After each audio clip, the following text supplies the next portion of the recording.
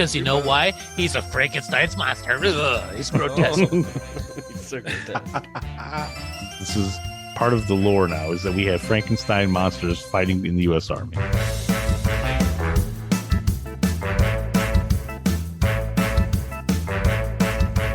Boy, this is always a challenge. It's always hunting season. And then it's always hunting season. Mom! Dad! Grandpa's sleeping. He's in his room packing his suitcase. Packing? Herman, you go right upstairs and stop him. Now, Lily, this is just part of a big bluff he's putting on. He's acting very silly. I think he's in his second childhood for the third time. Sure, Mom. You shouldn't worry too much about a poor, feeble, broken-down old man going out in the cold, cruel world and cashing in his chips.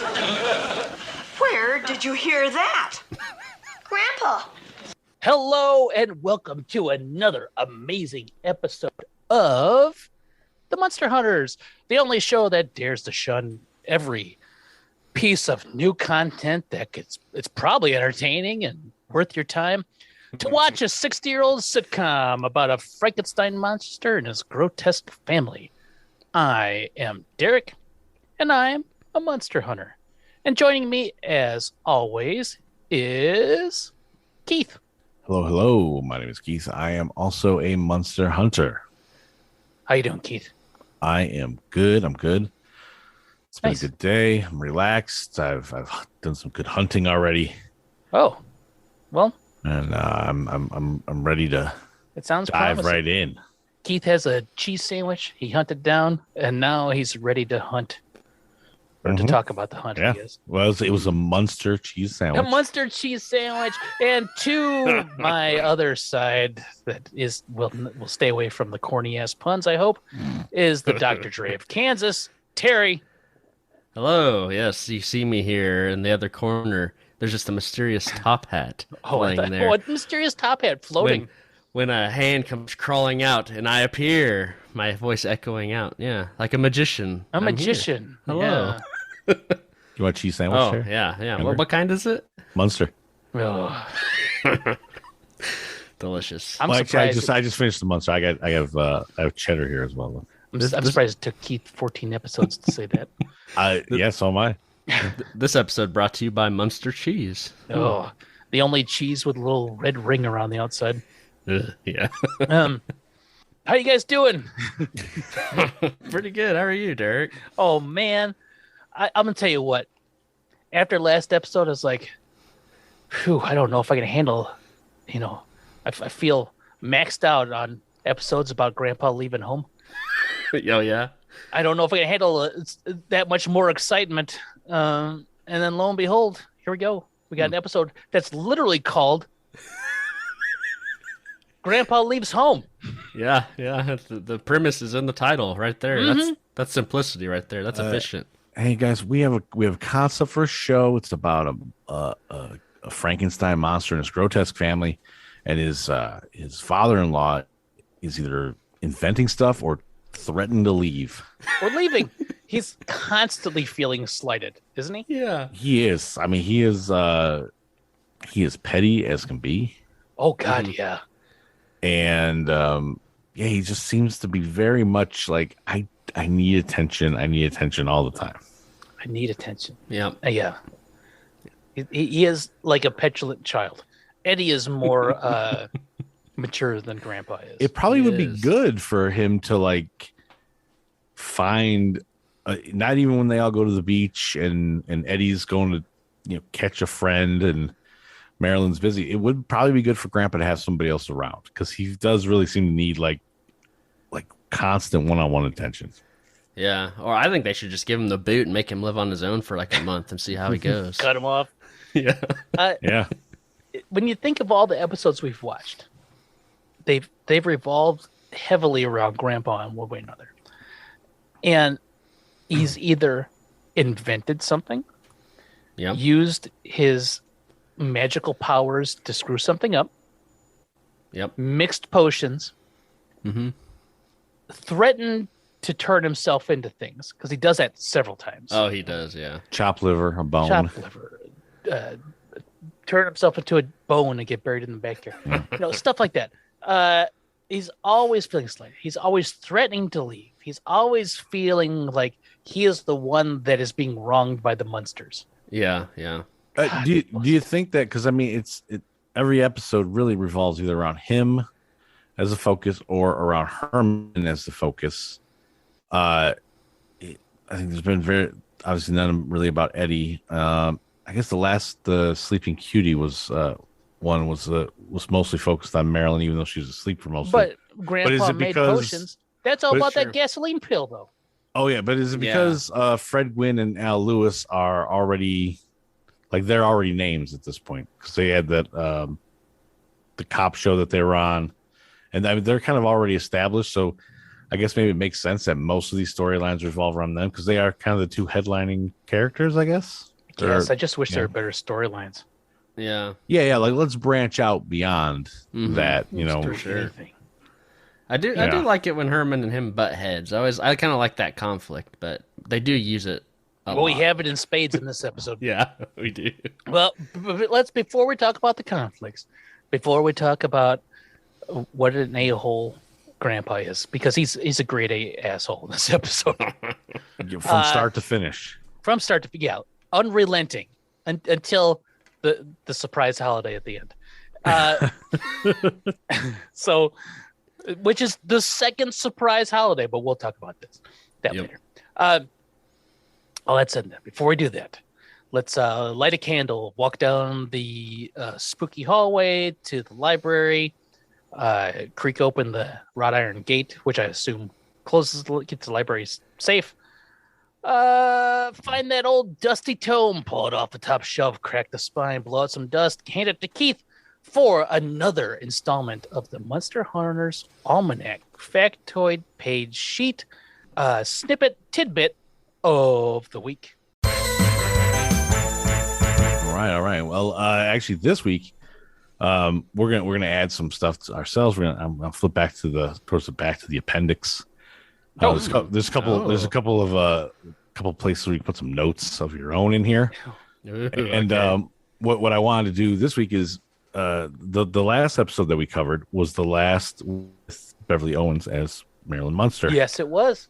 And then Pat Priest will be picking up this week. And so I wanted to get your guys' opinion. Maybe we just just real quick, favorite Beverly Owens, Marilyn Munster, bits during the 13 episodes, which, by the way, going into this, I clearly thought that she did season 1 and then bolted. She doesn't even make it halfway. No, not even close. The season is 38 episodes long. Yeah, I think it keeps growing as we go. Made it halfway yet. Let's not put it in those terms, Derek. I don't like to think about that. Every time I look, there seems to be another episode for season 1. I don't know where they keep coming from. Oh God. I think we all can agree that one of the best overall is when everyone's picking on Herman and telling him he's being fat. And he looks at her for some support, and she just kind of she shrugs. Yeah. I mean that's a classic one right there. That's great. Yeah, that's one of my favorites too. I think I like it when she's I think it's the Tin Can Man episode where she's helping make the robot with. Yes, it's like a line of mad scientists. It's it finally felt like maybe this was her role in the Munsters. It's okay, I get it. She looks normal, but she's crazy mad scientist, good with the science stuff. They never play into it ever again. No. But I was that was fun. It was cool to see her actually heavily involved in the storyline.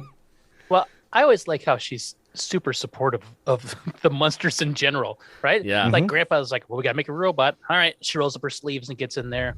I'm oh, somebody needs to go talk to Eddie's principal. Well, I'll do it. She goes down there and lays on the charm.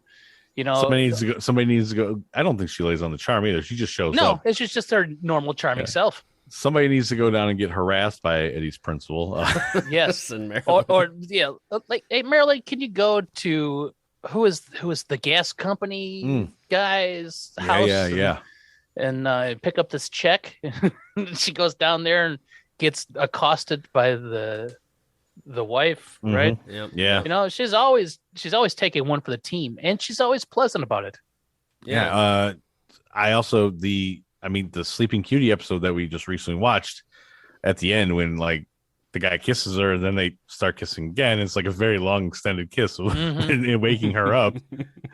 It seems going way, way too long. But yeah, I mean, we constantly are like, man, when is somebody gonna like give her a break here? Because like they're constantly like, oh, geez, Marilyn, like she's the worst. She's looks terrible today, etc. Even though she looks perfectly fine and she's out in the regular world and nobody questions her at all, and she goes along with it. But yeah, I think you're right. I mean, she fits perfectly into this role of like she's an incredibly supportive, helpful, niece all the time for them. Exactly what they need all the time there. And I'm hoping that Pat Priest can pick it up right where Beverly Owens left off, because I actually really liked her role in this. Yeah, Beverly Owens, I thought, was one of the acting highlights in the entire show. For sure, yeah. Definitely. Yeah, she is consistently good. I think also they don't give her a lot of punchlines. No. And maybe that's also what helps her. Yeah, maybe.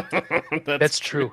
Well, compared to like Al Lewis, and this episode has it in spades as well. He's an eyebrow actor. Have you ever noticed that? Yes. Where his eyebrows are constantly bouncing with the words he says. Like Hermione from the Harry Potter movies used to be a big eyebrow actor. You'd watch those old Harry Potter movies.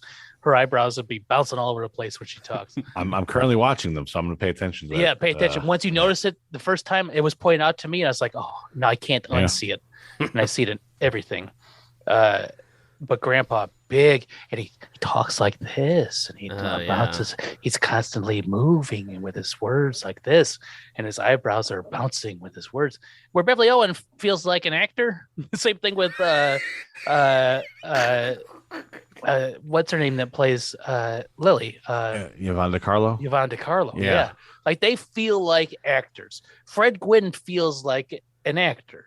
Al Lewis feels like, I'm Al Lewis and I'm playing Grandpa, and this is how I talk about everything. Right? Just, almost like this was the role that he was born to play. Yes. and that he was like, finally, I can lean into all my absolute goofiness. Yes. Which again, I guess that's a whole separate thing we'll put in the appendix at a future time. But I just thought it would be G's and you find goofiness and it says see Grandpa. Yeah. And I just thought it would be instead of going into some other going down some other rabbit hole in the almanac this week, we pay a quick little tribute to Beverly Owens. Yeah. She was great. I still can't believe I really was like, oh yeah, at the end of season 1 they switch out. I think I've even mentioned that a couple times, as we've talked about, oh yeah, at the end of the full season she's gonna switch to the Pat Priest. No, it's only 13 episodes in, and she was like, I need to get the hell out of here. Yeah. All that eyebrow acting from Grandpa, I can't take it anymore. Grandpa's freaky. Well, hopefully we'll get to see in this episode Pat Priest picking up the mantle and treading the boards. Yeah, absolutely. This will be a great chance for her to really shine and show off she's a worthy successor. Yeah, this will be it. This is going to be great. I know. Very exciting.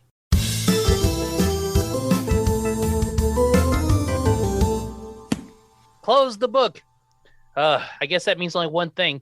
Keith, can you put that book on the seat so I can sit up higher and see over the dashboard of this boat? Because I'm taking us out under Terry's command. That's right. To international waters. Terry, I told you he's not allowed to drive. Yep.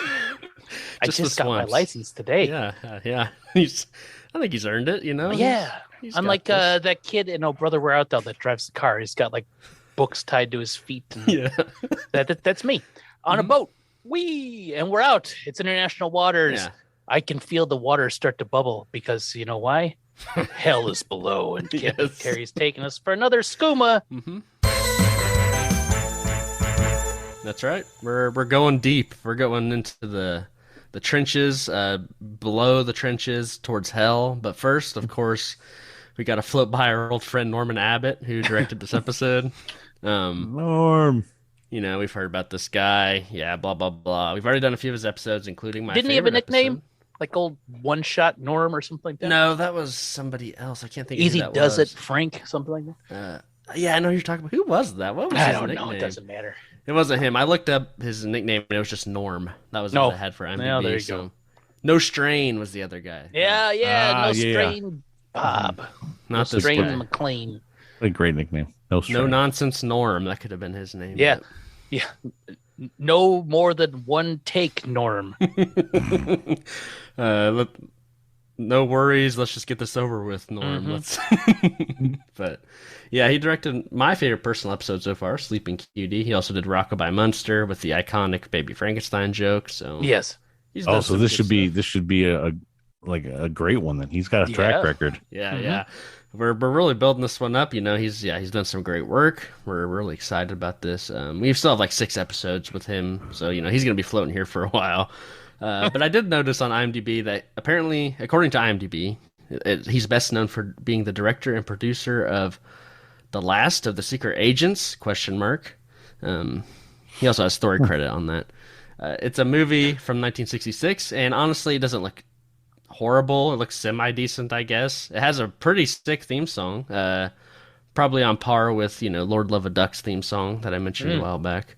It's basically just about some goofball secret agents who go against some art thieves, and you'll never guess, amongst their stolen art, they stole the Statue of Liberty. What? Oh, man. Now that doesn't draw you in. I don't know what will. Yeah, now I want to see this. How do you steal the Statue of Liberty? Unless you have David Copperfield. Didn't he make the Statue of Liberty disappear? Do you remember that? Yeah, I think he did, yeah. Or on TV. Suspicious. Very dubious. And if that doesn't lure you in, then this might repel you, because it's got a 4.6 on IMDb, so maybe not that Out of great. 5? Out of 10. Oh. So, maybe it's not so great. Maybe it's the only thing on IMDb that they did out of 5. It's probably like one guy who watched it on there. Yeah. Yeah, probably. That's true. He gave it a 4.6. Yeah. Very specific. But we've got the writers for this episode, Richard Conway and Roland McLean. Richard Conway has 39 acting credits on IMDb, going from 1952 to 1978. He's done a lot of TV, including an episode of a show we mentioned last week, The Gale Storm Show. Oh, Susanna. I remember. He only did one episode, but it's noteworthy. His biggest claim to fame was probably writing 72 episodes of Leave It to Beaver, and the extended Beaververse. Yeah, there's always a connection. and I guess I say that's his biggest claim to fame, but he actually wrote 97 episodes of a show called Petticoat Junction. Oh, sure. So yeah, I've never even heard of that, but. Of those 160-something episodes of TV he wrote, 80 of them feature some crotchety old character threatening to leave the house. I bet you Beaver runs away in 33 of those 72 episodes. Beaver ran away again. Wally, quit tattling. See, yeah, wrote Beaver's the crotchety old character. Well, in this situation, this is old. I don't remember that. I don't remember that show. He's an old soul with a little pinwheel hat. Yeah, this is the reboot that they're doing with he's an old man. Yeah, the gritty Beaver. The gritty Beaver. That's what they'll call it. Yeah. I mean, I would have to look up, but do you think they did that? Did they do Leave It to Beaver again, where he plays like grown up Beaver? Yeah. Oh, they had. It was called something like Left Beaver or something like that. Hold on. The Beavers or left the the building. Maybe. Yeah. Keep talking.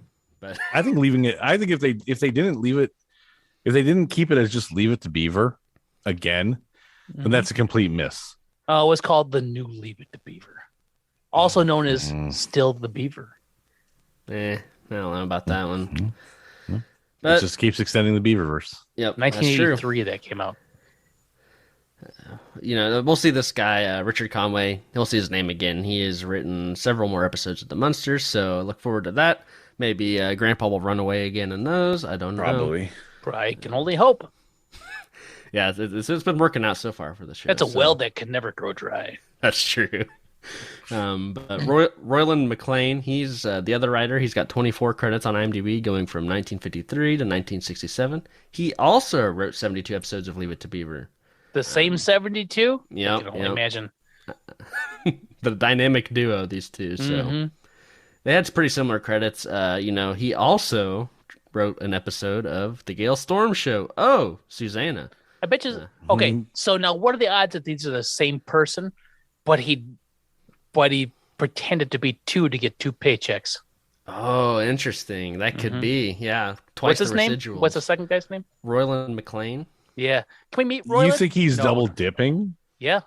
I think it's him, and then he puts their name on there, Royland.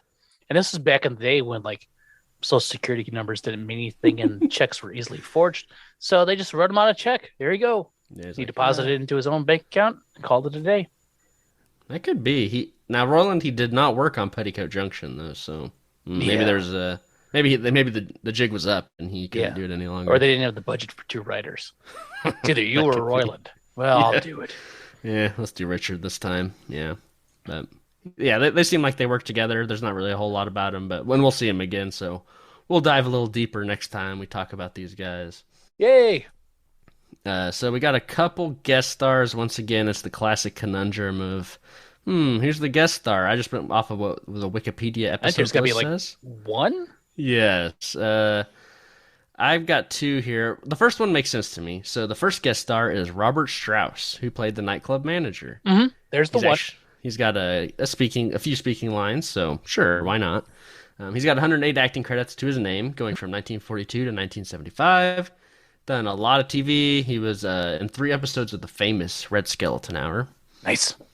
And seems to be one of those guys who has a very long career of like one-offs.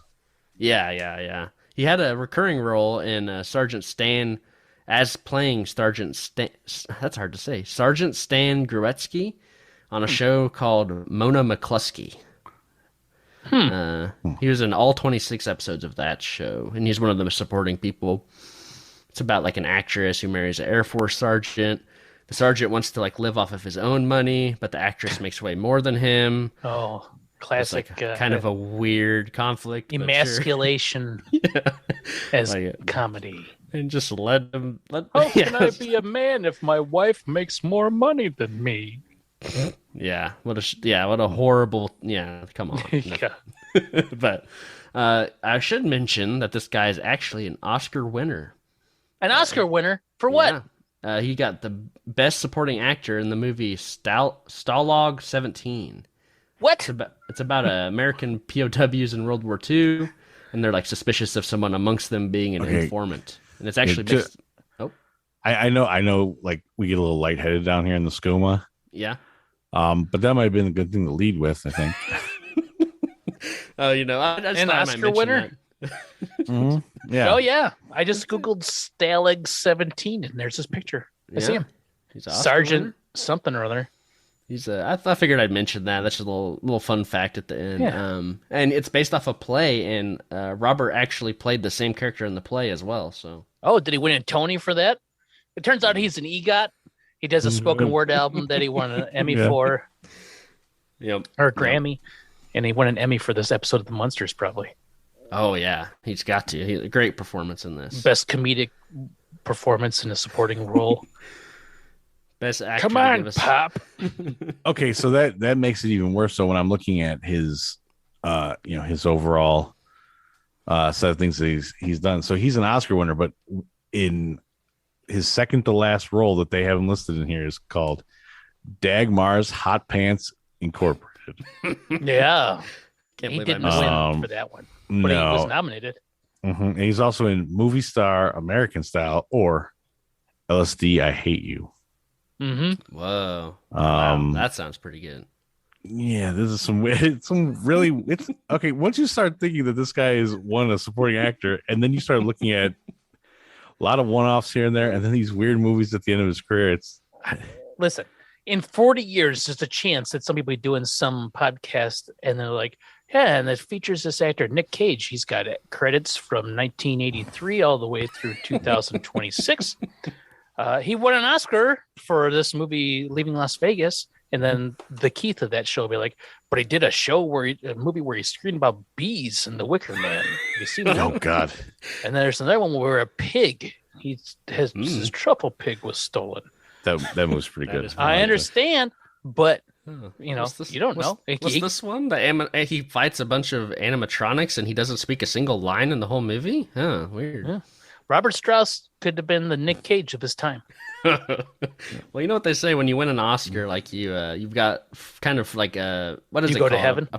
Yeah, it's The angel gets his wings. The angel gets his wings. I'm silently praying one of us gets an Oscar in case we get trapped in hell for an extended period of time. I feel there's about 45 minutes every week where I feel that I'm there. In heaven or hell? Watching and taking notes. Oh, okay. On the Munsters. I thought you meant wearing the skooma. No. No, skooma has lasted 45 minutes. One. Two, I enjoy our time together.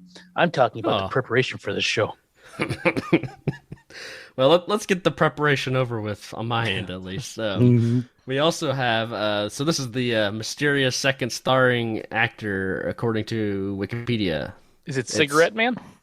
Nope, it's the other person. Iris Adrian, woman in the club, is her. Oh, the woman, as they list on IMDb. Yep. She's the one. She asks Lily what about a role jewelry for about 20 seconds. Yeah. What a role. Robert Strauss is nightclub manager, and then there's a guy who doesn't even have a picture for IMDb. Is Bill Dungan is the fellow, Iris Adrian the woman, Nikki Blair the friend, Bill Couch the man, and Sarah Ross is the dancer as Sarah Jane Ross. Well, she plays herself. Wow, I guess so. I guess. So what I'm trying to figure out is because there is one other person who does like actually talk to Herman and doesn't seem bothered by him. And I don't know if that's the fellow or the friend. It must be the fellow because he's all by himself. I feel like. But I don't know. Who knows? Maybe like Iris Adrian has like slightly higher like prolific acting career, so that's why she gets the second guest star slot. Maybe Wikipedia's just making it up. I don't know, but I went with it. Yeah, so she's got 162 acting credits. She was in Herbie Goes Bananas. That's why she's got the higher rating. I was going to mention this. Yeah, she's Keith, you step on the skooma. Sorry, hold on. He's starting to closer to the depths. Wait. Yeah, boy, it's all the buzzers are going off, lights are flashing. Yep.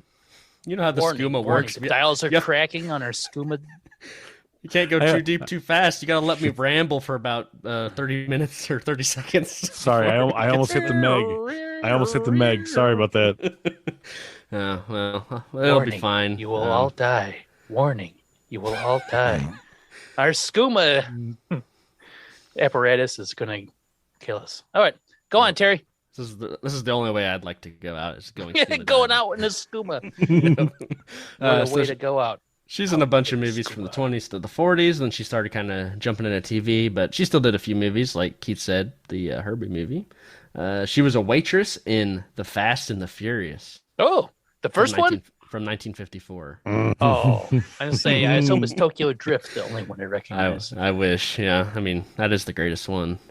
But yeah, that maybe has nothing to do with the Fast and Furious of today. It's not a remake or anything. She also played a waitress in The Odd Couple from 1968, which I've heard of but never seen. And then the one we've all been waiting for, Herbie. She played Loud American Woman. So the only American woman that I recognize, the loud ones.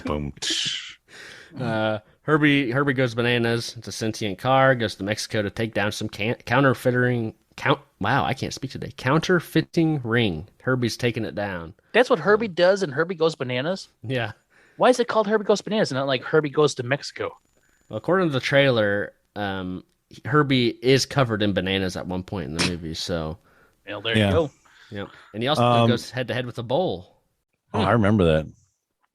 She's also in like the original one, The Love Bug, as well, which is isn't that the first Herbie one? Is that a Loud Herbie American movie? Woman? I don't know.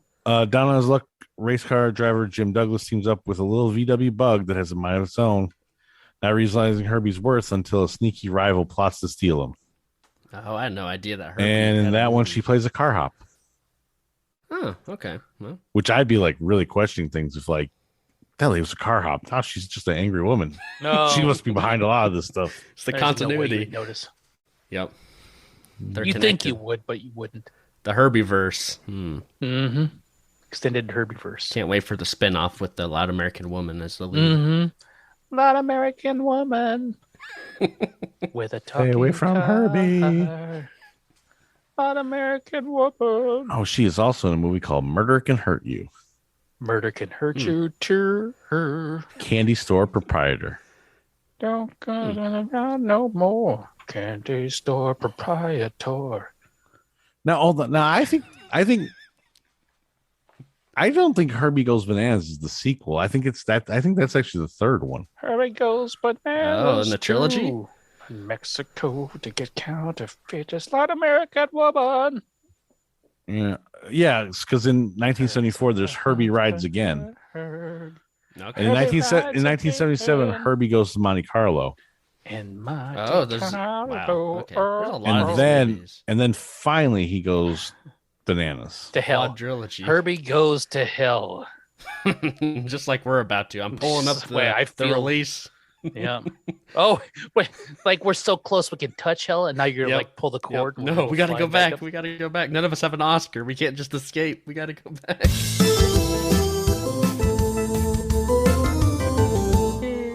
Hi, Norm. Oh yeah, there's Norm. We gotta go. Was that the end?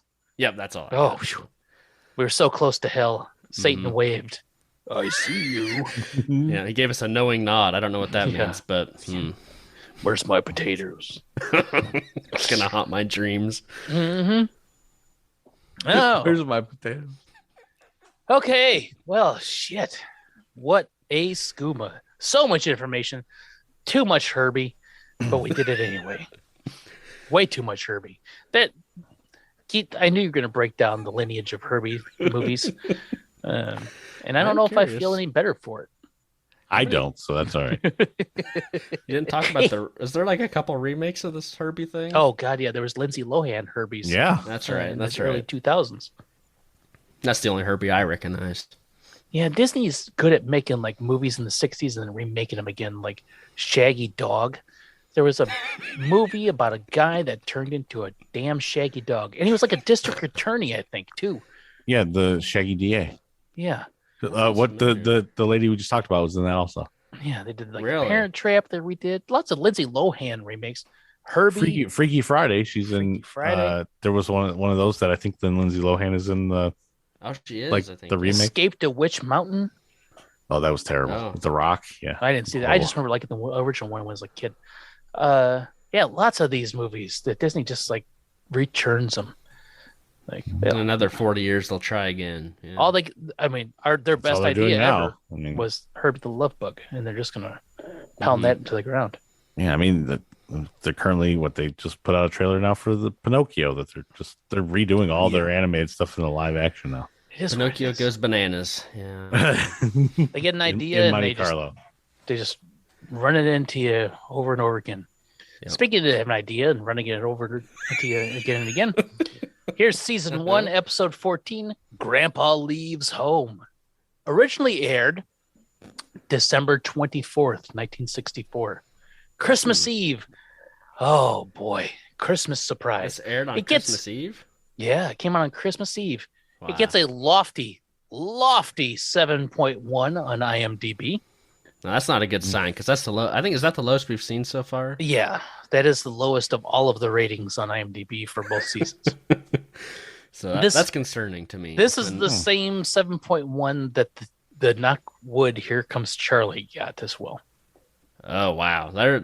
Honestly, I feel like there's a big difference between this. I think so too. I think Charlie is superior to this one. Oh yeah. Anywho. The breakdown. I didn't take the breakdown off of IMDb because it was too brief. I took the one off of Amazon, and it has a little more detail. After a personality clash at home, Grandpa decides he is unloved and runs away. A personality clash. Interesting. Okay.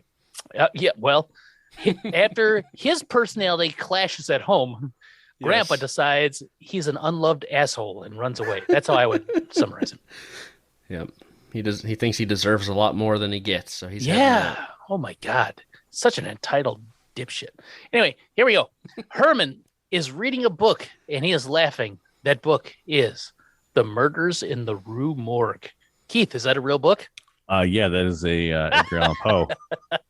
Oh, it's a Poe. That's kind of cool. Yeah, it's a short story by Edgar Allan Poe, nice. And then it's also a song by Iron Maiden. Oh, okay. Ooh, and nice. also they made a film in 1932. I'm assuming it's not a comedy, but Herman, Yeah. Yucking it up. Horror detective fiction starring Bela Lugosi. Oh, sweet. Can't go wrong there. 1845 Paris, Mysterious Doctor, Miracle. Miracle? Mirakle. So maybe it's supposed to be Miracle. Demonstrates his theories on evolution using his ape Eric. Had a carnival visited by medical students. And some other stuff happens. It's an ape movie. Yeah, murders. About that. Yeah. Yeah. Well, so Herman is reading Edgar Allan Poe's The Murders in the Rue Morgue and loving it. Laughing his ass off. Yes, he is. You'd think he was reading a joke book full of sexist jokes. Nope. He's reading a classic tale of horror. And Grandpa comes in and immediately becomes obnoxious. He opens up the window, lets in some wind. He sits down, cracks his knuckles. He's like rustling the paper. He's like, and Herman's just sitting there like, I'm trying to read. I can't concentrate or whatever, right? Right. And Grandpa is just like, whatever. Lily comes in and closes the window, and Grandpa is pissed. He's like, don't I? What? He's like, he just opened that. What are you doing? Don't I have any rights in this home? Like, dude, the house is huge. Go open another window and sit next to it. Yeah.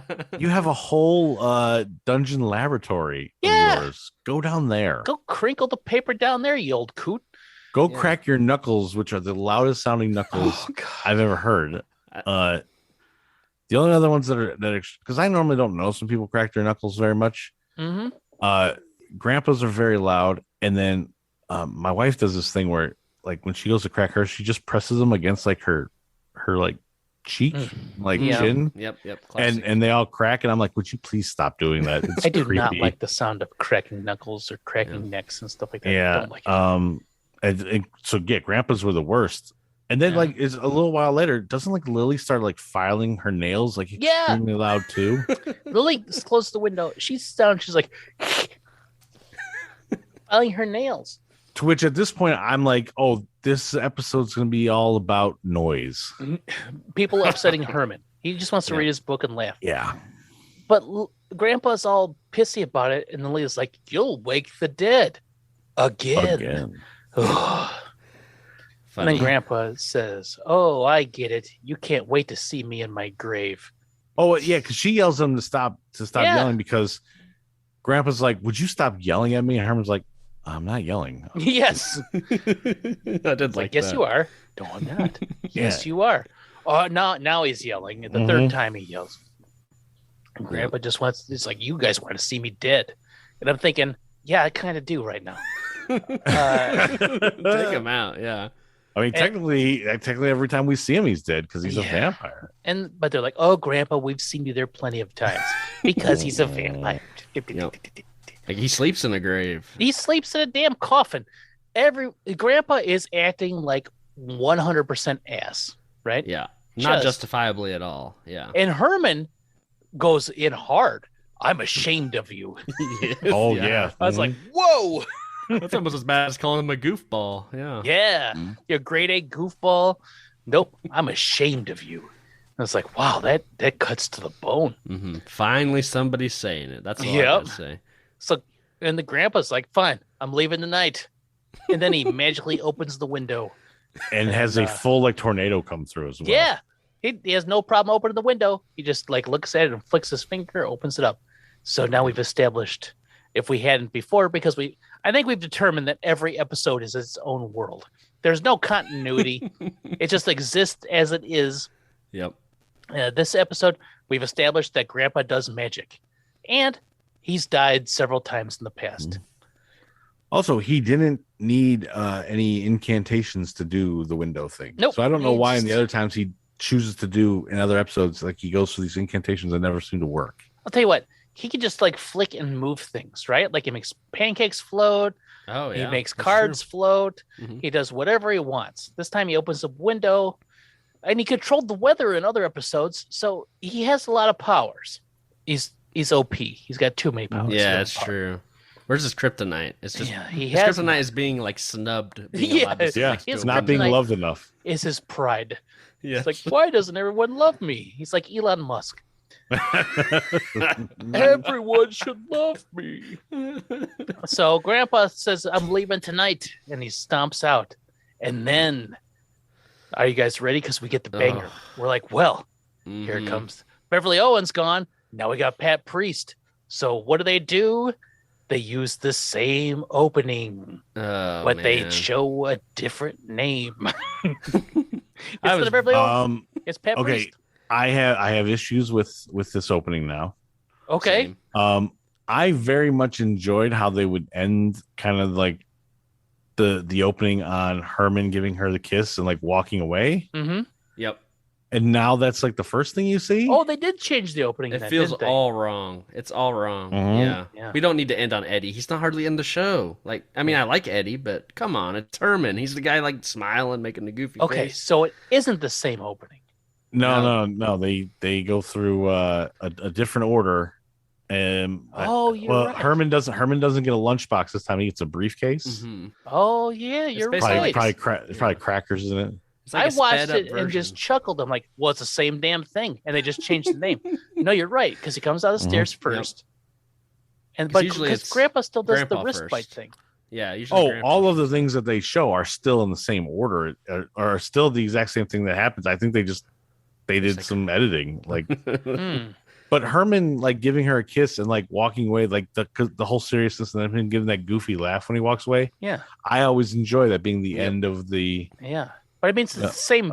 It's the same bit, though, right?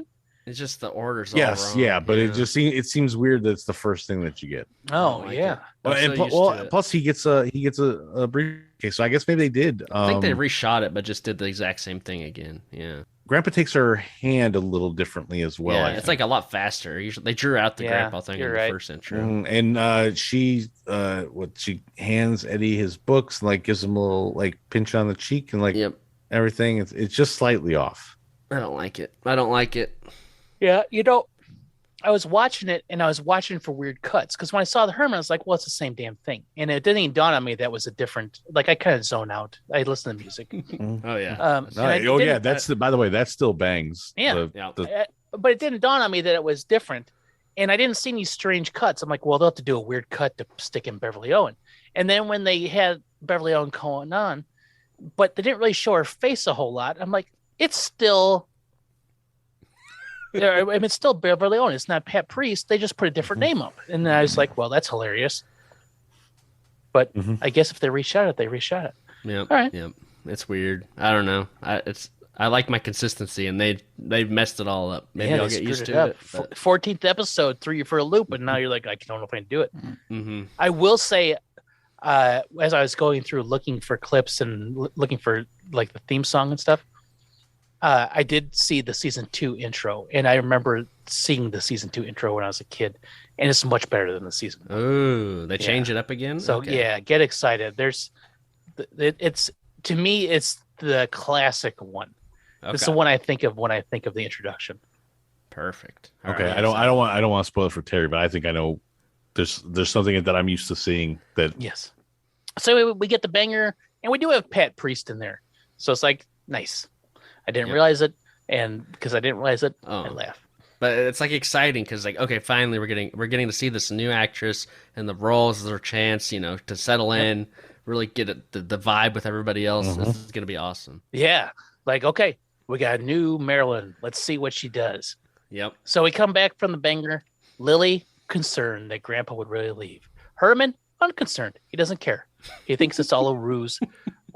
Lily's worried. Yeah, 13 episodes, honey. We've already done 13 episodes. He's tried this many times. He comes back. He did this last week, Lily. Remember? Mm-hmm. Last week. Anyway, Herman, unplussed, doesn't care. Lily, worried because last time they had a family spat, he turned himself into a frog and lived under the porch for weeks. And Herman's like, couldn't see him. He was never happier. Right? Like, yeah, he loved it. and why did he love it? Because he could croak every night. Oh, yeah, that's right. He could croak every night. That's what it was. I will admit, I laughed at. I liked it. Yeah. Oh. Like dumb dad joke type things. They get me every time. I mean, yeah. The weird things Grandpa supposedly turns himself into. That is my favorite joke with Grandpa, because that usually does crack me. It's such a weird, random thing. He's always like, I'm a bone now. The dog's going to bury me. I'm a frog. I went chopped liver of a frog. Yeah. Well, Herman, he knows Grandpa, and so he's not going to lose his head over this. And then he looks a little concerned, and he tightens his bolts. So that's what they're for. I always thought it was a conductor, but nope, confirmed. Bolts keep head on. Guess it makes sense. Sure. Yep. Why not? So cut to Grandpa. He's in the attic, I assume. He's packing. And then we get to the, Eddie comes in. And where are you going, Grandpa? Grandpa says he's going somewhere where he's wanted and feels loved. Eddie goes, can I go to the cemetery with you too? Whomp, whomp. Grandpa doesn't want to leave, and he lays it on thick. It's like, I'm cashing in my chips. Don't tell your parents. But, it's a cold, cruel world. All this nonsense. Eddie's like, he makes it sound like he's going to die. Yeah. Well, he makes it sounds like he's being kicked out. He's leaving under his own volition. Herman's not like, get out of my house. Grandpa's like, I'm out of here. Whatever. He's a teenager. Jesus Christ. But Eddie's like, I'm going to tell him. And Grandpa's like, oh, no, don't tell him. Don't tell him. But if you do tell him all this shit. And Grandpa is very pleased with himself. Yeah, I like this plot by Grandpa. Yeah, a cold, cruel world. And he's like, what kind of world? Mm-hmm. He gets to repeat it back to him. I thought that was pretty good. Yeah. Best part also, of the episode. Between that and then the next scene of Eddie just running down to talk to his family, more screen time and talking out of Eddie Munster than the entire previous 13 episodes. Yeah. Pretty much, yeah. Boy, that leads me to believe there's going to be a lot more Marilyn, too. Oh, so, yeah, she's going to we're going to see a great debut. Yep. So then we get to the part we listened to at the open. Eddie's telling, Herman and Lily, stoking the fires there. And then Grandpa marches by. He comes down. He's like, goodbye, cruel world. It's like, I'm out of here. And everyone's just like, see you later, old man. They do not care in any way whatsoever. Cares at all. Love it. Love it. This is how I would react too. And then, so Grandpa tries to do the old fake out where he opens the door and slams it, but doesn't leave. And then they do not care. They don't look up. Grandpa comes back in to get the paper to find sailing dates for ships going to Hong Kong. Herman's like, I'll help you. And like, here they go. They're all leaving. You can stay in the hull, Grandpa's like, fine. And he's just flipping to the same page over and over again. Mm-hmm. Yeah. He's just wrestling through the paper. And Grandpa's like, fine, I'm out of here. And then Herman goes, oh, he'll be back. And Lily says, but when? And then the clock says, nevermore. Nevermore.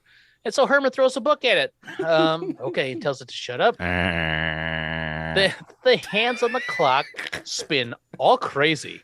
And then the bird comes back out and gives him a raspberry. It's like, pfft. It sounds like a foghorn or something. It's loud. Yeah. Mm-hmm. So strange.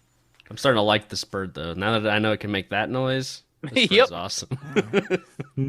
So now, it wouldn't be an episode of the Munsters if they weren't at the breakfast table. And there they are. But there's only 3 of them there. Herman, Lily, and Eddie. Oh, that's finally a chance. Are the missing persons going to come in a big grand entrance reveal? Yeah, well, Marilyn never misses breakfast. Yep. Munsters their breakfast. Lily's like, oh, Grandpa will be back. Herman says he'll be back, and they'll find him in the closet or whatever upstairs. Lily is still worried. It's like she's so upset about Grandpa. She was more upset this episode than last episode. And then Herman says, well, where's Marilyn? And Lily goes, oh, she's so upset she went right to her room after school. Man, just teasing the new Marilyn. Yeah, like, oh, come on. This is the part where Marilyn would come down and be level-headed and say something, like, oh, Grandpa, he's probably got lost at the grocery store or something, Or obviously they're setting up that she's going to be the one who talks reason to Grandpa. Yeah, or she saves the day, apparently. She's going to swoop in and save the day. But Lily goes, boy, it worked so well last time. We should all go out and look for him. This is like the 3 out of 4 episodes where they've gone out and looked for a family member. They went out and looked for Herman. They went out and looked for Grandpa. True. And now they want to go out and look for Grandpa again. Yep. And on 2 consecutive episodes, looking for the same damn person. But Herman's not going to have any of that. He's like, shit, we just did this last week. And you slowed me down. I'm going to do it myself. Yeah. And Herman says, I'm going to bring him back dead or alive. Which now I question again. I was like, oh, God.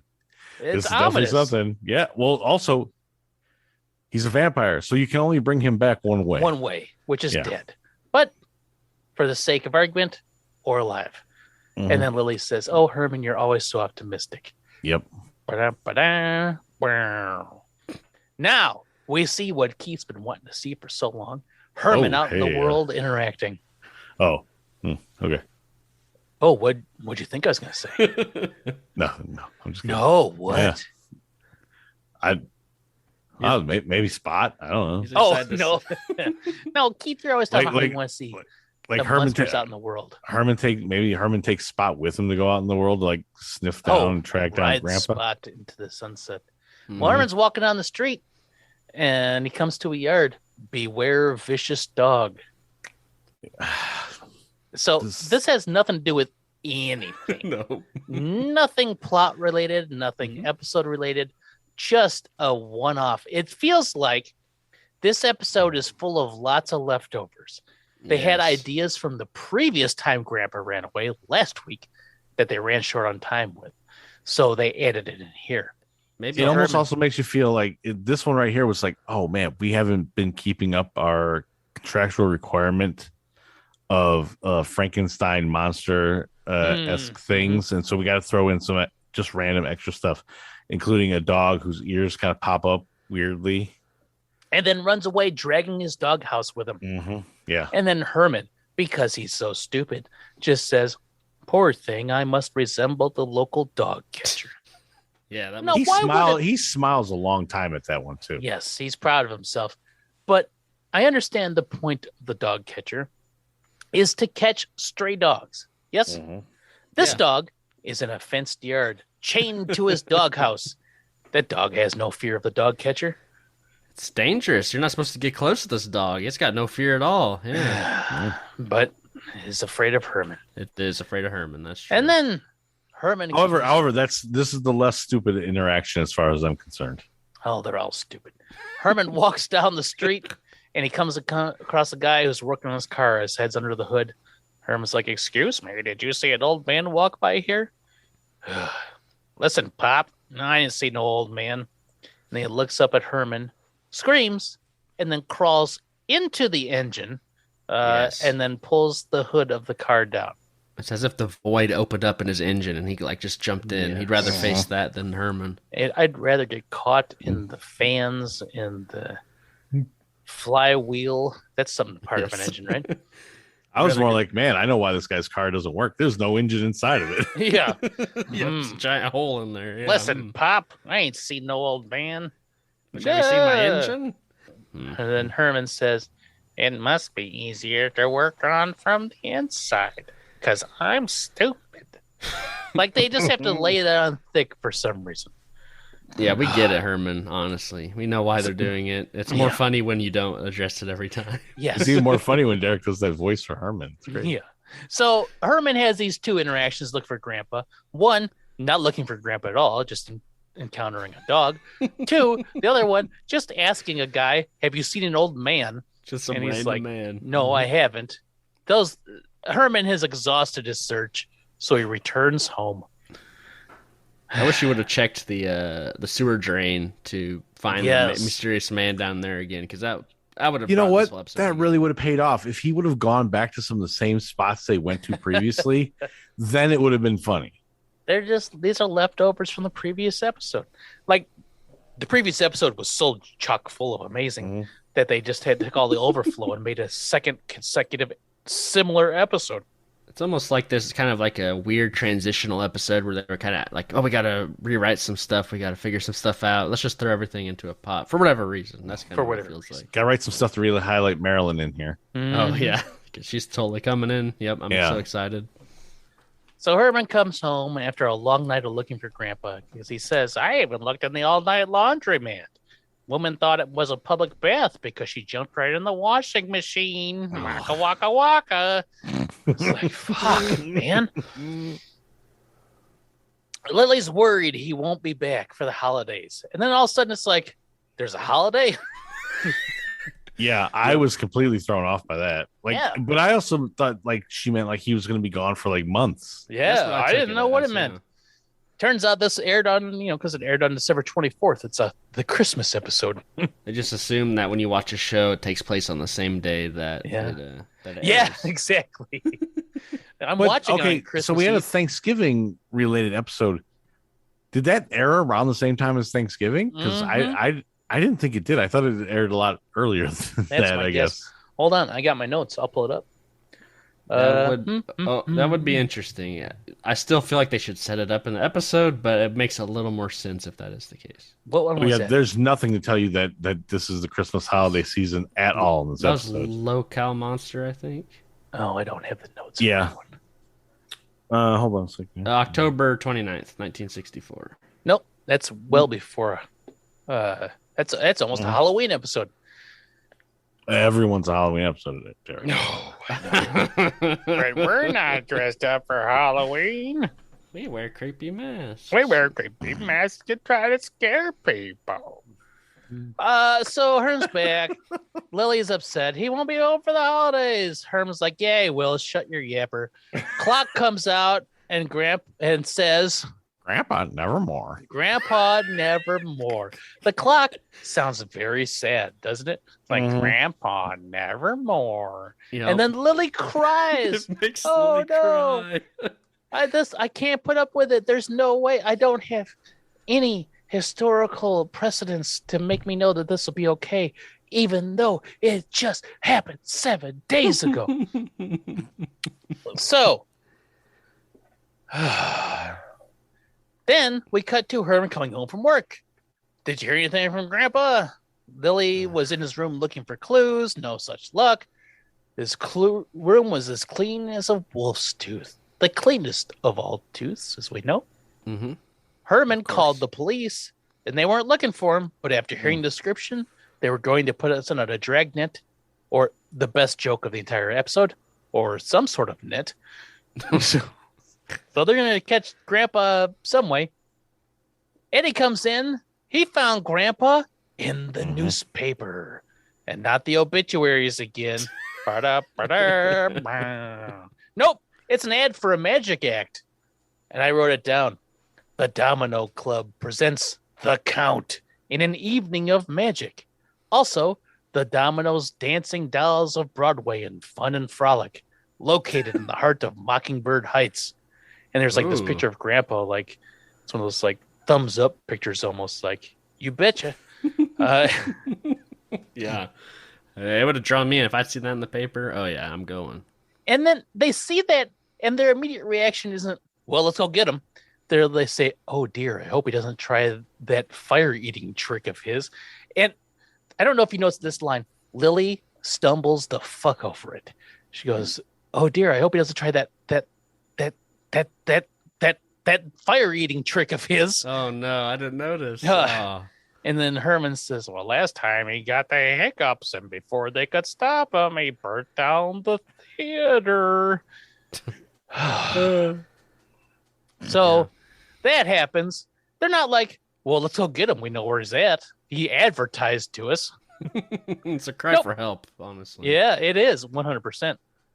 So then we get Herman comes in with the vacuum cleaner and he fixed it. I guess that's like normally a grandpa job, but he's showing off. And then he's like, "Look, it shoots out the dust as well as ever." And so it's true. Lily has a reverse vacuum cleaner. Mm-hmm. Yeah, and it shoots a lot of dust. That's a lot. It does. Yeah, and then she it's obvious he's doing something to try, because he knows that she's really heartbroken right now. So he's doing things to really try to cheer her up. I'll cheer you up. You can do housework. Yeah, here's a vacuum. And Lily says, "Well, I can't concentrate on my housework because I miss Grandpa so much. I can't do my wifely duties." She'd feel better if she could just hear his voice. Well, then fucking call him. So then Herman goes, "Why don't you call him?" And she's like, "What an idea. You're so brilliant, Herman." They know where he's at. Just go there. They totally know where Grandpa is currently located. He's at the Domino Club. Go there. Go talk to him, yeah. Instead, they're going to we have nothing to do. We don't know how to get a hold of him. You know his location. So they decide to call him. She's like, I think I will. So she calls the Domino Club. Can I speak to Grandpa or the Count? And then Grandpa acts like a grade A asshole. Who's this? Lily who? It's like, oh, God. He's real smug. Does he think he's got it made? Grandpa, you know 4 people in this world. And one of them is the person that's standing right next to you. And he does not like you. He does not like you at all. Nope. But Grandpa's don't worry about this broken down old man. I'm doing great. Filling the club every night. No one asked. Yeah, I'm kind of suspicious about that. So Grandpa hangs up the phone, and the club owner immediately starts yelling at him to fix his act. Hey, Pops! Okay, it's the second person to say Pops. We don't want our customers to think we dug you up at the last minute. Womp womp, because he's a dead man. He is. So Grandpa's adding a new trick to the act. Oh, don't worry, I got a great new trick. I'm going to light flowers on fire. Yeah, that's a and they're going to change their rockets and shoot fireworks. What a damn trick. I'm going to burn shit on stage. Yeah, that's... If I was the stage manager, that's a no-go. Yeah, that's a hazard, god damn it. But so he's like, I'll just wave my hand over, do some magical passes, and the flowers will catch on fire, and then rockets will shoot out. He's like, here, I'll show you. So he goes to show him for whatever reason. And Grandpa says, zippity doo dah, zippity a, or some bullshit, right? Some magic words. And nothing happens, of course. Womp womp. And then the club owner is like, and instead of just firing him on the spot, which was a sensible thing, he storms off. And then the flowers catch fire. Boom. Stupid late bloomers. What? This is so goddamn dumb. This episode's making actually, that's a pretty good line, though. I guess. It's better than some, I guess. It's much wittier than most of the other jokes in this. It's him late bloomers. Have anything to do with no Frankenstein monster reference, no undead reference. I guess at least it's different. I'll give it that. Yeah. So now the Munsters are going to exhaust all possible actions, and they're going to the club. Makes sense. You know where he's at. Go get him. They pull up in the coach, and they are dressed to the nines, right? Oh, yeah. Herman comes out. He's in a suit, and he's looking top dapper. Hat. Yeah, he's top in his hat. Abe Lincoln cosplay. That's Lily comes out looking real nice, and then she's like, doesn't seem fancy. She thought it would be ultra swank. Then Lily says, my favorite line of Lily for the night, hopefully it's a lot nicer on the inside and not one of those beatnik joints. The one thing I can't stand is weird people. Gotta remind you of that, because we haven't told you that since last week. Then Lily and Herman walk in. No one sees them and freaks out. They just walk in. There's girls dancing on the stage. This is no place for Grandpa. I've seen liver audiences in a graveyard. And it's just people watching girls dance. Cool. Herman and Lily sit down. The drunk guy next to Herman needs a light. He's got a bent up cigarette. Hey, pal, can you give me a light? Herman says, sure. And then, remember several episodes ago, I proposed that the production staff had a competition with the props department. Yep. And it said, hey, $100 to whoever comes up with the best prop.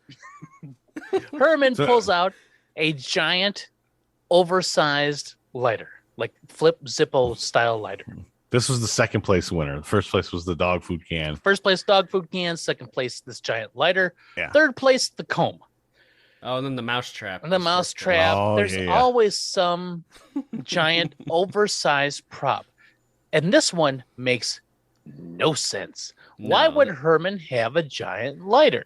Is it because he's big? Yeah, I don't know. He's got those really big hands. It's not even proportionally proper, right? Where it's big to everyone else, but small to Herman. Probably like his junk. I don't take a second. Yeah, it looks normal to me. I don't know. No, it's a giant, oversized lighter. Just huge. He flips it open, creates a flame. The guy looks at Herman, takes a drag, gets a cigarette lit, and that's it. Nothing. He sees his head and shakes it, but he doesn't freak out. He doesn't care. Yeah, he's so drunk, I guess. I don't know why he doesn't like. I don't know why his ears. He gives him a little look, but he's like, yeah. Yeah, what you gonna do? Now, that guy's completely drunk, so maybe you can understand how he's like, doesn't really, Herman, he just thinks he's just seeing something weird anyway. Mm-hmm. But now, this is weird, like, nobody else in this club seems to think that there's a problem with the Munsters. No, they're sitting right in the middle of the club, front and center. Yeah. No one sees this Frankenstein monster and freaks out. Yeah, like, I mean, like, oh, he's in front of them. Can you please move? And then he looks back at him and, like, they freak out and run away anyway or something. Nope. So, in public, the Munsters actually seem like maybe the people are, like, accepting of them. Like it's when they're in their house that people completely freak out. Well, at least. But the dog freaked out. The guy crawled into his car. Last week, the guy climbed a tree. Then went and ran. He cleared out an entire restaurant. So, I don't know. Yeah, so it's weird that like unless because it's this weird nightclub type thing, and maybe it's a little smoky in there. Anyhow, so when people look at a giant green 7-foot guy with red eyes, like they don't really see it well because it's all smoky in there and all, or they're just paying attention to the scantily clad ladies dancing. Yeah, just the kick line going to town. No one cares about Herman and his big flat head and his neck bolts.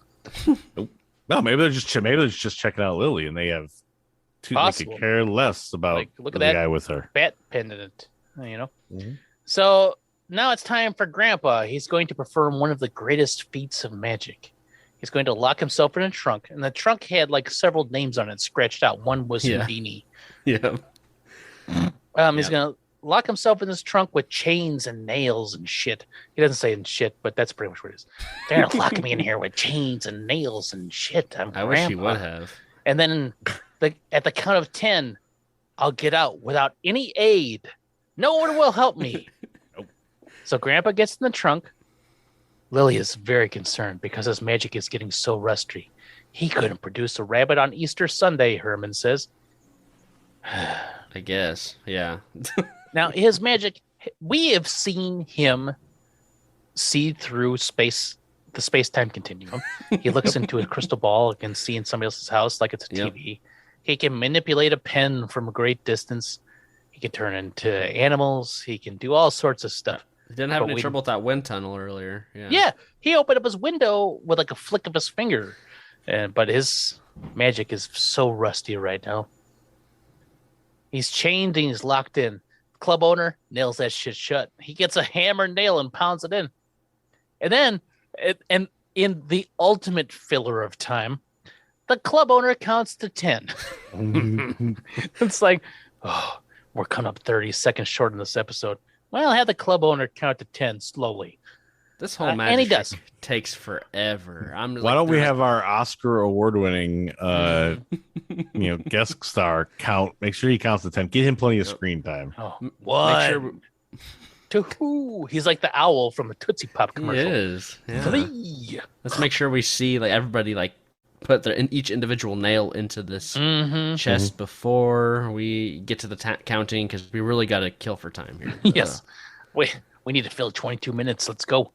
So the trunk is shaking. The trunk keeps shaking. He counts to 10.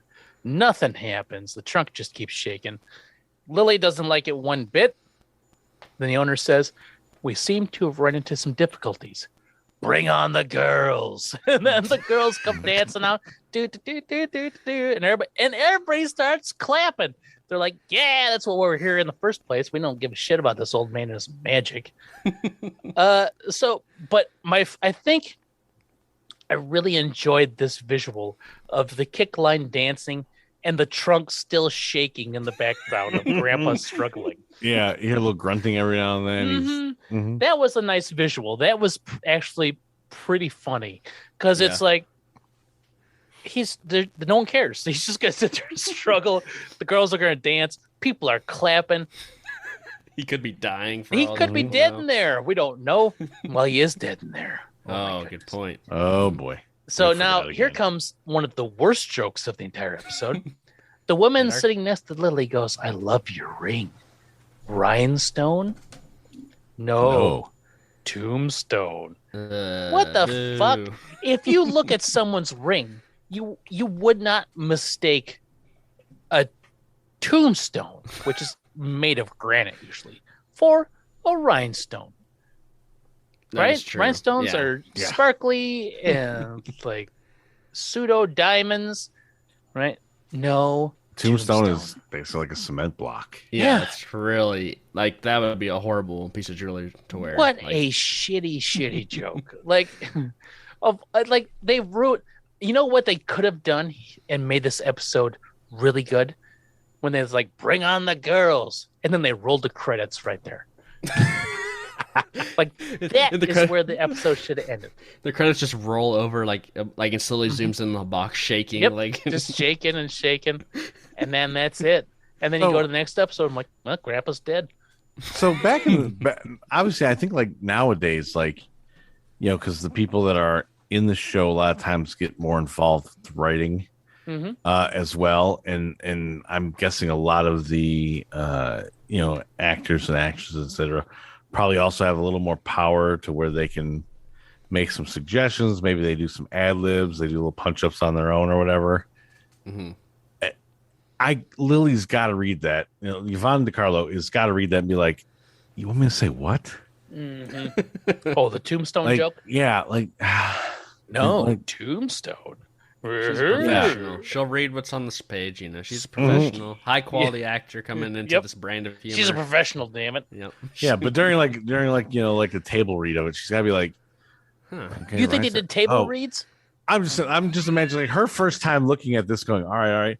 Well, I'm sure she called her manager. It's Tuesday. Be like, what? I'm sorry. What am I saying? Like, why am I saying the dumbest thing possible in this episode when there's a lot of dumb stuff going on? Yeah, this horrible joke. Undoubtedly, the two worst lines in the episode. One is now, and one will be coming up. Yeah, at the very end. So Lily is worried that Grandpa's going to suffocate, and Herman, I'm going to get him out of there if it's the last thing he does. Herman pounds a table, and a bowl of popcorn inexplicably shoots straight up into the sky. Yep, popcorn falls down. Herman's like, "Oh, popcorn." So Herman goes up on stage, and the people are like, "What the heck is that?" Nobody cares. They're just like, "Weird." And people are like, "It's part of the act. It must be part of the act." Blah, blah, blah. There's already got a weird old guy who looks like a penguin. Yep. Locking himself in a box with dancers. So obviously this makes perfect sense. It makes sense. This is part of the act. This giant Frankenstein monster-looking motherfucker is going to walk up on stage out of the crowd. Makes sense. And then Herman rips the chains off. He pulls them apart, like snaps them with his hands. And then he pulls the nails out, which is quite the feat because they're in their flesh. So he must have like long fingernails. And he's now when he does that, we get a look at his hands. A, there's no hair. There's no hair. And B, they look very rubbery. And well, everything is drawn on. Yeah. The scar around his wrist, it looks like a magic marker. Yep, it does. Yeah, those scars always look kind of iffy, I think. Yeah. But when you get the close up, there's no hair. Good call. Oh yeah, the scars are there because he shaved all his hair off. Yeah. Oh, that could be. Yeah. Drew them on with a magic marker. So he rips off the chains, pulls out the nails. He lifts open the lid. Grandpa is pissed. "I'm doing magic here." And Herman says to Herman, "I'd rather do it, do this myself." So he closes it, and then Herman's like, "I guess he wants to do it on his own." And the club owner's like, "Oh, that was an amazing display of strength. Now let's check on the count." Okay. So he opens the lid, and Grandpa turned into that dog. It looked to me like it was a different dog. Well, it looked like a coyote. Yeah, it's something. It's not the black dog that he changed into before. It's because he was like else, but German Shepherd the first time. This one looks like a deranged street dog. Mangy. And he's like, "Arr." And then Lily says, "What a ham." And then So this is part of the act? This was intentional? Yeah, then owner drops the lid and then opens it back up for some reason. And it's Grandpa. Yay! Everyone loves Grandpa's act. It's Everyone fantastic. loves it. People are going bonkers. So we cut to backstage. Grandpa's getting offers to work for the rest of his life. We'll take you on the road. All you gotta do is turn into a dog. Why did he do that in the first place? He's trying to light flowers on fire and shit. Just turn into a dog and then turn back, right? Oh, That's remarkable in its own right. That's enough for me. Yeah. Yeah. I'd go People to would that. line up to see that. See the man that turns into a dog. By the way, when Herman sees that other dog earlier, if he would have looked at him and been like, "Grandpa, is that you?" And then the dog takes that off, would have made sense. that would have been funny. That'd been more fun. Yeah, But something it different. wasn't. Said the dog just ran away scared. It's not too late. We can start sending these ideas to Rob Zombie. Maybe he'll throw them in. Oh, Rob knows. So anyway, Grandpa's getting all these offers. He's going to be set for life. Then Lily is standing there and it's like, we've lost Grandpa for good. And Grandpa overheard that, right? And so he passes on the offer to work because he has another booking. This one with my family. No, really, Grandpa. You could actually join show business and you don't have to come back. That's fine. That's what I think. His daughter cries a bit for him, and he's like, "That's what I was looking for." Yep. If you would have cried 30 minutes ago, we could have saved all of this. Yeah. Your grandson freaked out about the fact you were leaving. Dad couldn't do it for you. No. But Pop, showbiz needs performers like you. And Grandpa's like, I know, but I found out that I need my family more than showbiz needs me. And he says it, I know, but I found that my family. He's like undulating his speech that family needs more than me, with eyebrows bouncing, but less like the Count and more like harmonious singing. Do you think he's trying to emulate, like, not your impression made me think of this, the Bela Lugosi, like Dracula? When I was saying it, it sounded like the Dracula talk, but it isn't the Dracula talk. It's not a good impression if he's doing it. Your impression of Dracula was much better. Yeah, Grandpa's just like, my name's Grandpa, and I talk like this. So Grandpa goes with Herman and Lily, and they leave. Now, as I'm watching this, I'm like, here is a dressing room filled with club owner, lots of dancers, and Grandpa. And there's Herman, a 7-foot-tall Frankenstein monster with red eyes and hairy-ass hands in some scenes, standing there in the doorway, and no one is fazed. Not a soul. No one says, oh my God. Nobody's glasses break. Nobody's ties shoot out. Pigtails do not stand on an end. Nothing happens. Yeah, it's weird. Yeah, maybe that's what's so horrifying about Herman is like this aura of madness, cosmic madness that surrounds him. Madness. Like melting things, changing reality. Like you don't know when it's gonna kick in. Like it'll just happen, and then there's utter chaos. Yep. And Grandpa's just like, well, that's my family. They need me more than showbiz needs me. So he leaves with them. And then the club owner goes, now there's a real showbiz family for you. They even go home with their makeup on. Now, listen, this is a great ending joke. This would be perfect to end on. Yes. Also, by the way, Grandpa's always trying to make money. Mm-hmm. He's about to be offered a huge contract to do this, and he decides to just go back home. Mm-hmm. Can't he at least just work at the club at nights? Yeah, yeah. You'd think people would line up to see the amazing old kooky man that turns into a dog. And you could book it then, put that in the paper. See the Count turn into animals.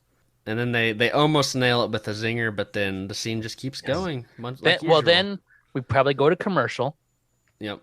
And then they do fade out, and I'm like, oh, awesome, that's it. Nope. They wrapped it up. Yep. No, nothing that it. tidy, fool. Yes. They come back, and it's Christmas. Who knew the mystery holiday is upon us? The one that Lily was afraid he wouldn't be home for. Okay, now I still, until you mentioned it, did not think it was Christmas. Yep. I thought that they were like, "Oh, welcome back, Grandpa. We are giving you presents." Yes, we're like, "Oh man, we missed you. We really realized that we need to like show appreciation more," and that they were all giving him presents. Yep. Nope. Never once did Christmas did it cross my mind ever that it's Christmas, because outside of her saying of the upcoming holiday thing and seeing when this actually aired, never once does anybody say anything about Christmas. You don't see anything in the newspaper about it being Christmas. Nothing. Nope. There's no Christmas decorations anywhere. There's no holly jolly. There's no lights. There's no trees. There's no Santa Clauses. No one says there's no commercial. Holidays. There's no commercial to come on and tell you about how you're missing your meal. No. Things like that. Afraid your family member will miss Christmas with you this year. They really should have played that. Nothing. Nothing that says Christmas. God, that would be a great recurring act too if they would have put that in someplace where it's the same guy and he's like afraid your family member will be missing Christmas this year. And then that's when they decided to rush out and go spicy stuffing, tangy cranberry sauce. Yeah. Yep. No one knows it's Christmas until the end. They said holidays one time, and that's it. And it has to be December 24th. Or anything either. Yeah. There's no vibes of it's winter. Not at all. Nope. They're in California, but still, there isn't a Christmas tree anywhere. There isn't any decorations or anything. Yeah. Grandpa's not going around like pretending to be a mall Santa or something. That might have been fun. No, that would have been awesome. Herman as the mall Santa. That's a Christmas episode. That's got to happen at some point, right? I don't think it does. There's only one more year of this. Season 2, yeah. We can hold out hope. We'll see. So they come back. It's Christmas. Herman apologizes if you ruined Grandpa's act. Sorry I ruined your act. I was just trying to be helpful. Grandpa's like, it shows your heart was in the right place. Eyebrows and undulating speech. And then Herman, and then this could have been the end of the joke. Always has been. And he's patting his chest. Oh, yeah, but that's true. No. Lily says, Grandpa, are you sure you could have gotten out of the trunk all by yourself? Of course, Lily. I was only toying with the audience. Of course, Lily. I was only toying. And then it's so great to be back with my family at this time of year. Then Lily brings in the dessert.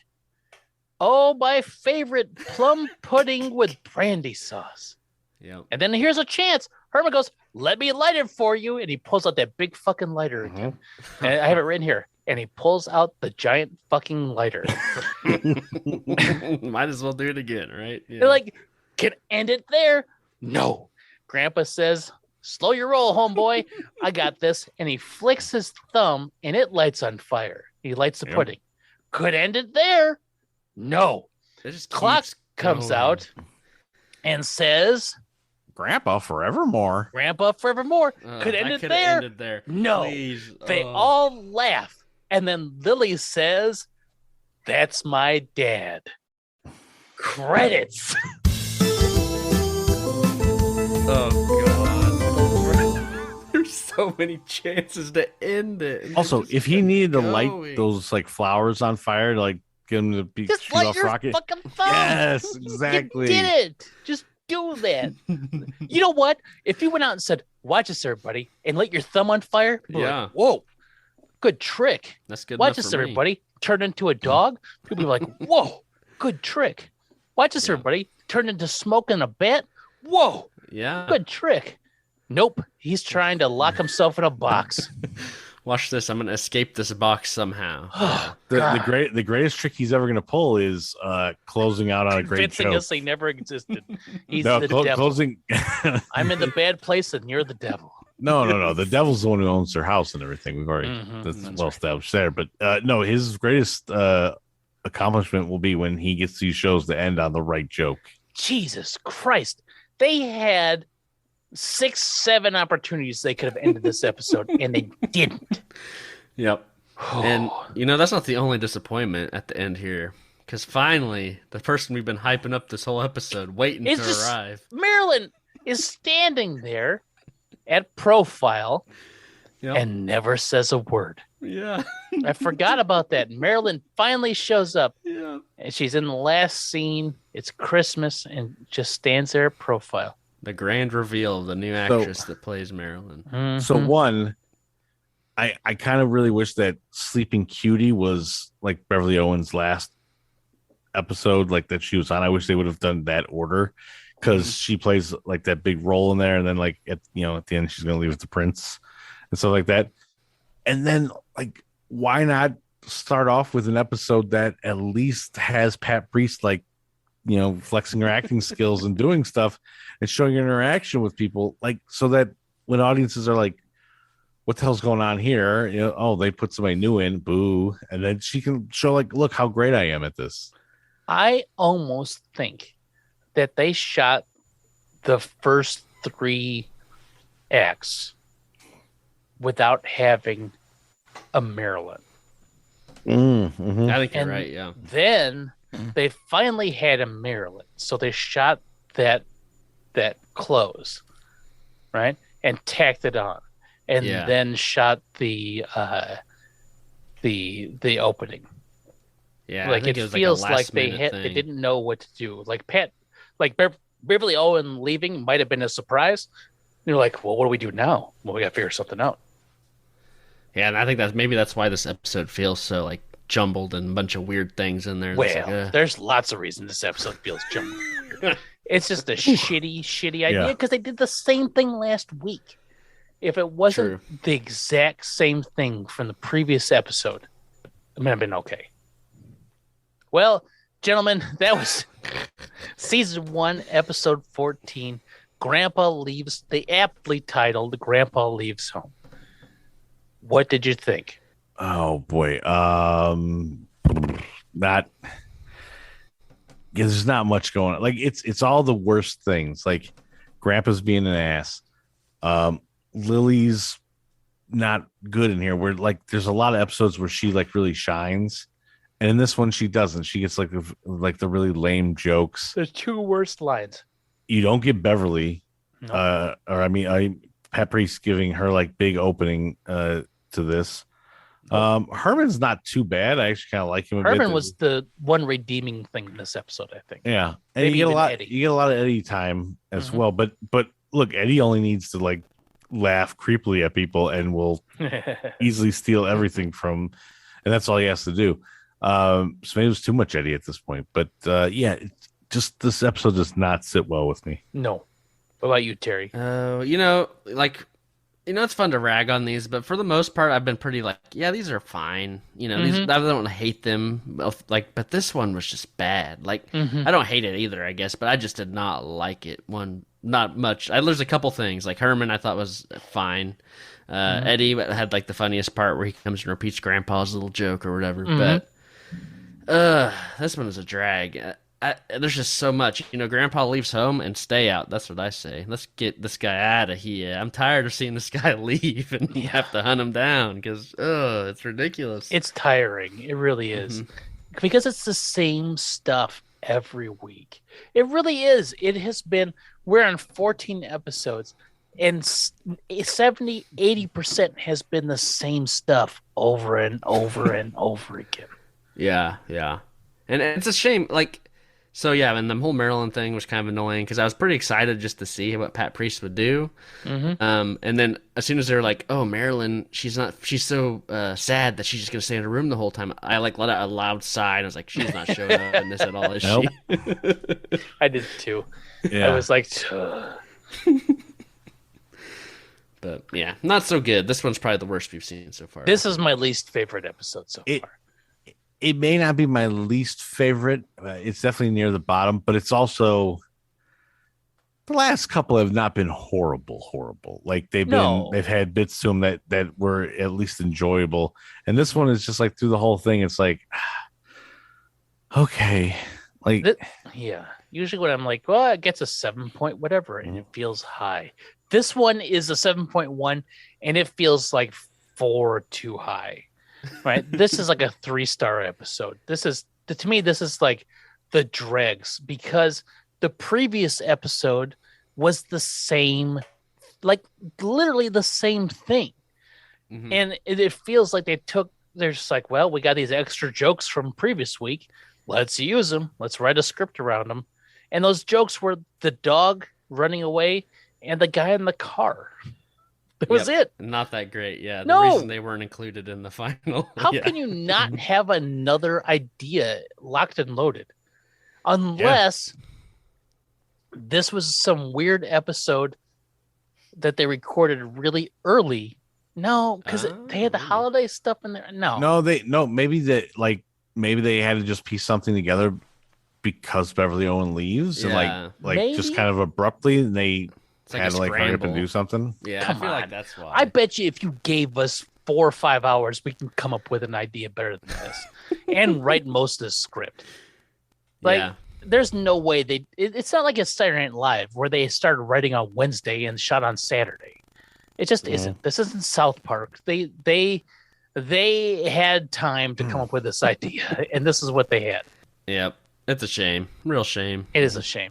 This episode is my least favorite. I did enjoy a few moments, though. Yep. I enjoyed Herman and Lily on the town, dressed to the nines and going to the club.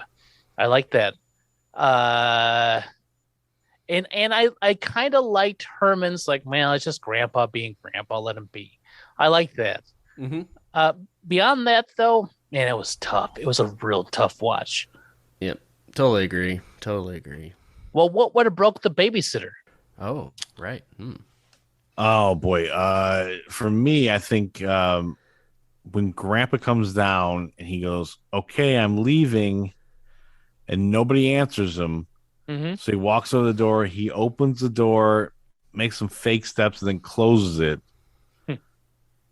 And they look back at Herman and Lily, and Lily seems to be worried. And Herman just goes like, just wait for it.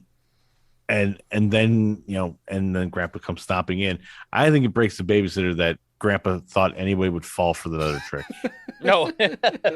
No one's that stupid. Yeah. You dumb old man.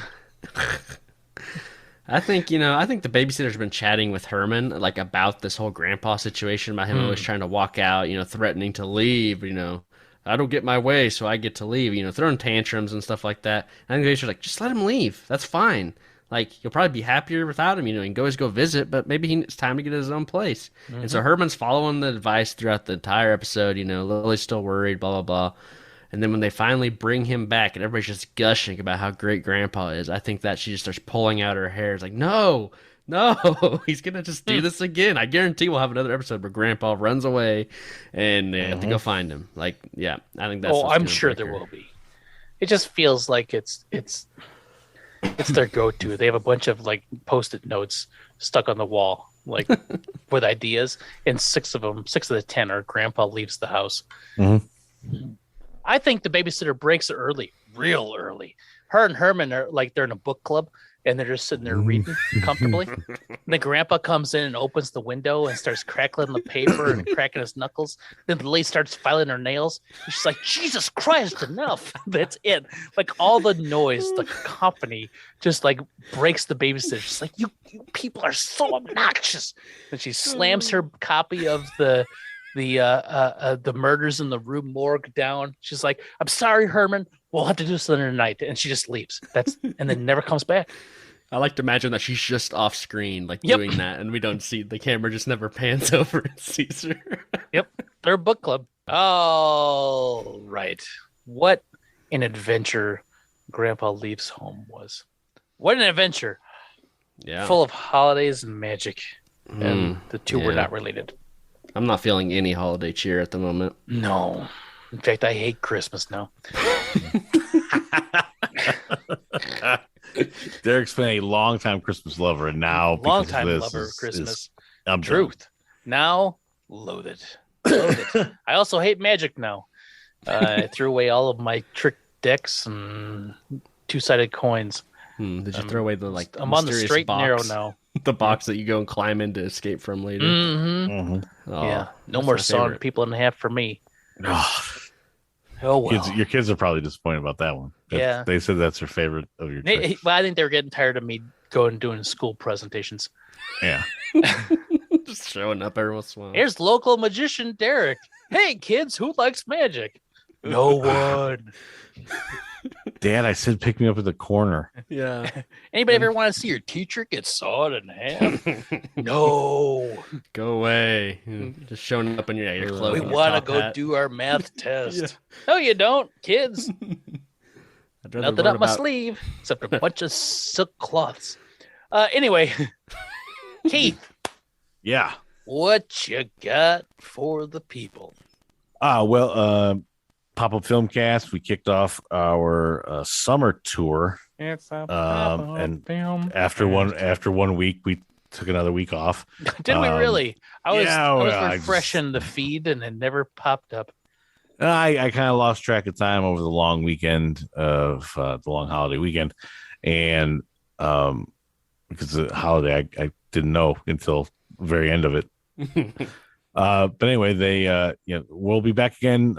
These weeks we got a nice little run going for the summer. You can also go back and check out the back catalog, not only of Pop-Up Filmcast, but also That Was Great, Wasn't It? It was. And that's what we got. Nice. What about yourself, Terry? I do another podcast, Run the Reel. We just talk about movies. We pick like a category or something. Right now we're doing a director series on Paul Thomas Anderson. I think we're getting pretty close to being done. If I had to estimate what episode was coming out next, it might just be There Will Be Blood, maybe, is the next one, I think. So There Will Be Blood. If not that, it's probably some other Paul Thomas Anderson movie, but it's been pretty fun. So some other one. Check it out if you're interested. Awesome. I love Paul Thomas Anderson movies for the most part. I think Magnolia was the most tedious one for me. I haven't seen that one yet. He's a guy I just kind of like skipped out on. I hadn't really seen any of his movies at all until we started doing the series. Like Magnolia has some really good moments in it, but That's it's the, like Tom 29 Cruise one, right? hours long. Tom Cruise in that? Yeah. Yeah. Tom Cruise plays a motivational speaker with daddy issues, frogs and stuff. I don't want to spoil it for Terry. Yeah, I'll probably watch it eventually. My favorite so far has been Punch Drunk Love. I like that. Yeah, one that was best. good. The Sandman. Yep. I've not seen any of these. Oh, really? Yeah. That's all right. I hadn't either until recently. So Boogie Nights. Did you guys do Boogie Nights? We will get to Boogie Nights soon, and I like that. Nights That's my is second good. favorite. So Yeah, There Will Be Blood is real good too. yep, I like that as well. Yeah. I've seen Boogie Nights. I've seen There Will Be Blood. I have not seen many of his other movies. Yeah. The Master, I think we did that. Inherent Vice, we've done that one. Yeah. There's lots Pretty of good. them. Yeah. So, I don't know if check I've it seen out. Inherent Vice. Who's in that one? Oh, it's Josh Brolin. Yep, he's in there, and it's the guy who played the Joker in that recent Joker movie. What's his name? Joaquin Phoenix. He's the main guy. Yeah. And He's then like a detective also in the 70s. the other like Joker, a hippie detective. did like Jared Leto? Jared Leto. Yeah. Not him. He's not in it. And then for me, I got nothing. But you know what I forgot to do? I forgot to play a clip. Oh, yeah, we need to do that. So you know what Got we're something gonna to do? close us out on? We're gonna close out on a clip. Ooh, okay. So be prepared to laugh your ass off, everyone. Grandpa'll suffocate if he doesn't get out of there. Herman, do something. I'm going to, Lily. Even if he gets mad at me, I'm going to get him out of there if it's the last thing I do. Popcorn to the sky. That gets a really big laugh. Herman. Excuse me. May I? What the heck is that? Must be part of the act. Boy, what a makeup I job. like that. Oh, so that's the gimmick. Go ahead.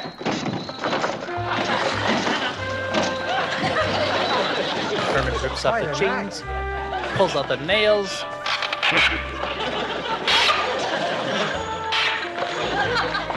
Opens it up, and Grandpa says, "It's always hunting season." So, Oh, that yeah. was good. The Munster Hunters are Derek Glascock, Keith Gawla, and Terry Vickroy. Keith is the host of the Pop-Up Filmcast, and That Was Great, Wasn't It? Both shows can be found wherever you subscribe to podcasts. For more about Keith's shows, you can follow Pop-Up Filmcast on Twitter at Pop-Up Filmcast. And That Was Great, Wasn't It? At How Great Was That? You can also follow Keith on Twitter at KG3030. Terry is one of the hosts of Run the Reel. It's a movie podcast that does deep dives on films with a theme. You can follow Run the Reel on Twitter at Run the Reel. You can also follow Terry on Twitter at Terry_Vickroy. If you would like more musings from me, you can follow on Twitter at Derek9 and the word 9. Follow Munster Hunters on Twitter at Munster Hunters and subscribe on your podcatcher of choice for more Munster Hunter fun. Munster Hunters is mixed and edited by me, Derek. All original music is composed and mixed by Terry Vickroy, and executive producers are me and Keith Gawla. The Munster Hunters is a Krispy Dodo production.